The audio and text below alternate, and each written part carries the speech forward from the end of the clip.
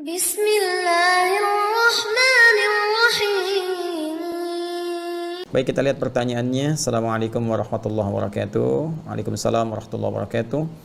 Saya sudah berusaha untuk mengikuti program menghafal Al-Quran seperti yang Ustadz Adi ajarkan. Alhamdulillah, semoga Allah berikan pahala terbaik dari segala usaha yang telah Ibu sampaikan dan usahakan. Namun saya lamban dan sulit hafal serta mudah pula lupa. Baik, langkah apa lagi yang harus saya tempuh agar mudah hafal dan tidak mudah lupa? Terima kasih, semoga Ustaz keluarga senantiasa sehat walafiat. Dan semoga Anda pun diberikan lebih daripada apa yang Anda doakan kepada saya. Waalaikumsalam warahmatullahi wabarakatuh. Sifat hafal dengan lupa itu fitrah kehidupan. Saya mau bicara tentang lupa dulu ya. Lupa itu dibagi dua. Ada lupa yang sifatnya anugerah, ya. Anugerah untuk meringankan beban kehidupan kita, atau dalam konteks ibadah tertentu bahkan untuk menambah pahala.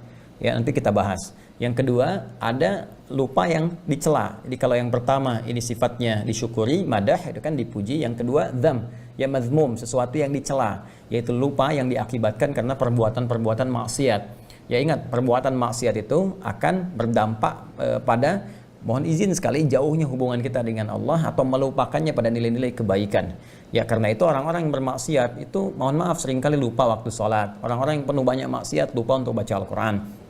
Sehingga dari sifat lupa ini jadi jauh dari sholat, jauh dari Al-Quran, jauh dari nilai-nilai kebaikan menurut syariat Islam dan sebagainya. Nah, ini yang dibawa dari maksiat. Ya. Kemudian ada lupa yang dipuji yang pertama tadi. Lupa yang dipuji ini terbagi pada dua bagian. Pertama, takhfiful haya, untuk meringankan aspek kehidupan. Jadi misalnya kalau kita diberikan oleh Allah sifat lupa dalam beberapa hal yang kiranya bisa meringankan beban kita, maka itu harus disyukuri. Ya, kita bersyukur. Bayangkan kalau semua manusia ingat terus, wah barangkali, mohon maaf itu ya, bisa jadi terganggu nanti jalan pikirannya. Jadi kena penyakit tertentu yang memberikan beban berat. Anda ingat dari mulai lahir sampai sekarang, ingat semua kejadian, gak bisa tidur Anda. Ya, berat bebannya. Karena itu beberapa bagian tertentu diberikan anugerah lupa oleh Allah Subhanahu wa taala untuk memberikan keringanan dalam kehidupan kita. Dan sifat lupa ini Masya Allah dalam beberapa hal kadang-kadang disimpan di bagian terdalam di memori kita. Nanti saat dibutuhkan, nah beberapa perjuangan-perjuangan kita itu bisa muncul kembali. Kadang diingatkan oleh sebuah kejadian atau yang lainnya dan hikmah-hikmah tertentu. Ya, lupa dalam bahasa Arab disebut dengan nisyan. Bahkan ada keterangan dari Ibnu Abbas radhiyallahu taala anhuma yang dikutip oleh Ibnu Manzur dalam kitabnya Lisanul Arab ketika menerangkan tentang nama manusia, insan. Ya, summiyal insanu insanan li'annahu 'indama uhida ilaihi fanasiya. Nah, itu keterangan Ibnu Abbas radhiyallahu taala anhuma yang dikutip oleh Ibnu Manzur dalam kitabnya Lisanul Arab. Ya, kata Ibnu Abbas radhiyallahu taala anhuma, summiyal insanu insanan, insan, manusia diberi nama dengan insan, ya, li'annahu 'indama uhida ilaihi fanasiya. Itu seakar dengan kata nisyan. Ya, nisyan itu lupa, dari akar katanya nasia. Kenapa? Karena manusia itu ketika berkomitmen dengan Allah itu seringkali ada sifat lupanya. Ya, ada sifat lupanya. Ya, itu karena itulah diberi nama dengan insan, ada korelasi dengan nisyan. Ya kan? Nasia itu lupa, saya lupa, nasitu. Kita lupa, nasina.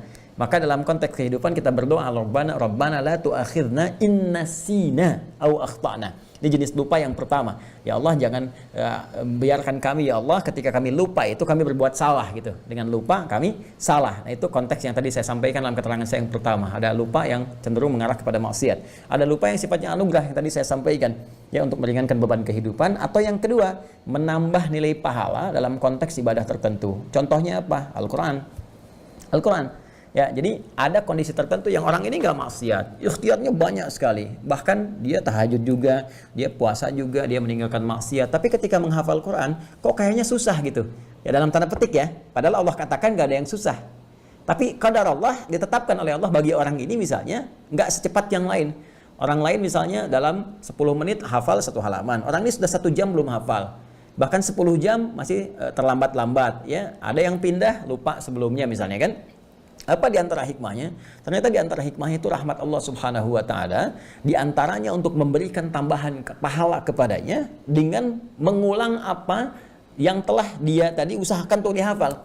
Jadi makanya menghafal Quran itu sering saya katakan bukan berapa banyak hafalan yang dikumpulkan, bukan berapa juz yang telah dihafalkan, tapi berapa banyak ikhtiar kita untuk menghadirkan Quran itu hadir dalam jiwa kita, ya, berdasarkan kemampuan usaha kita. Jadi yang dilihat oleh Allah, yang dinilai itu adalah ikhtiarnya, bukan berapa juz yang telah dihafalkan.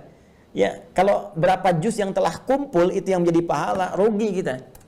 Rugi. Tapi betapa adilnya Allah memberikan ikhtiar manusia sebagai ukuran pemberian pahala kepadanya. Karena itu kalimat nabinya jelas mengatakan, ya, man qara'al Qur'ana, ya, man qara'a kitaballahi, siapa yang membacakan kitab Allah Subhanahu wa taala, membacakan Al-Qur'an. Bahkan redaksinya tegas mengatakan man qara'a harfan min kitabillah. Ya, Nabi menyampaikan man qara'a harfan min kitabillahi, siapa yang membacakan satu huruf dari kitab Allah, ya, falahu asyru hasanat, dia mendapatkan 10 kebaikan padanannya. Satu huruf sama dengan 10.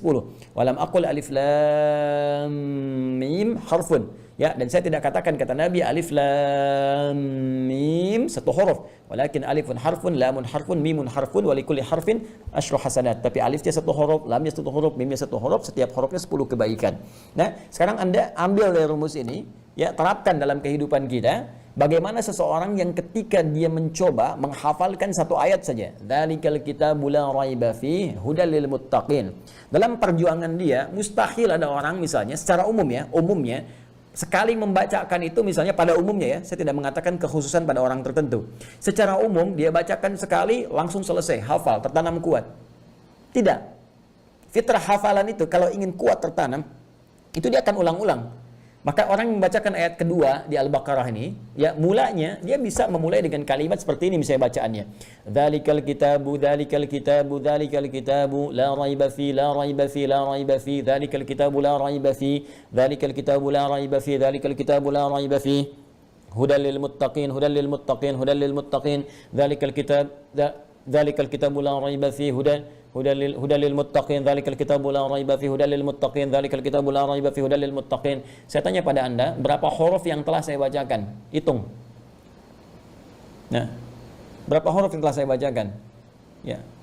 Saya ingin mengatakan kalikan dengan pengulangan yang telah tadi saya bacakan. Karena bacaannya siapa yang baca satu huruf? Saya kan baca berulang-ulang tadi.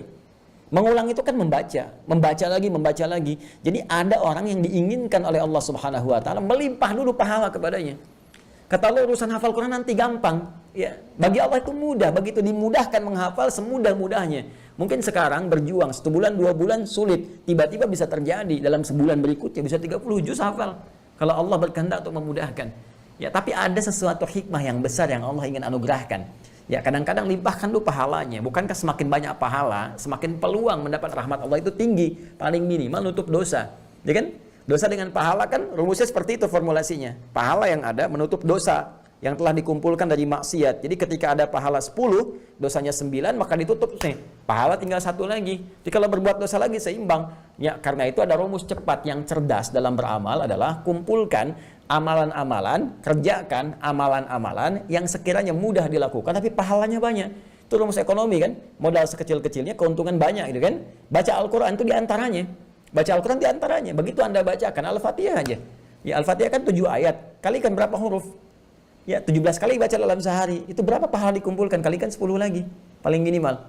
Nah, jadi ketika Anda menghafalkan Al-Quran, berita baiknya adalah pahami dulu rumusnya. Saya sering katakan dari awal sejak kita mengaji, kalau kita paham rumusnya, semua kita syukuri. Ya, maka rumus cepatnya sekali lagi, ingat Allah melihat pada prosesnya, pada ikhtiarnya, bukan berapa banyak yang telah kita hafalkan. Ya, nanti setelah itu terjadi, Allah berikan kemudahan kepada kita semua. Walladzi yatata'ta wa huwa syaqqun 'alaihi falahu ajran. Ya, siapa yang berusaha semaksimal mungkin, tidak pernah putus asa, dia berusaha walaupun terbata-bata mulai menghafalkannya, mengucapkan hurufnya misalnya, maka diberikan 2 pahala, 2 kali lipat bahkan, Allahu Akbar, 2 kali lipat.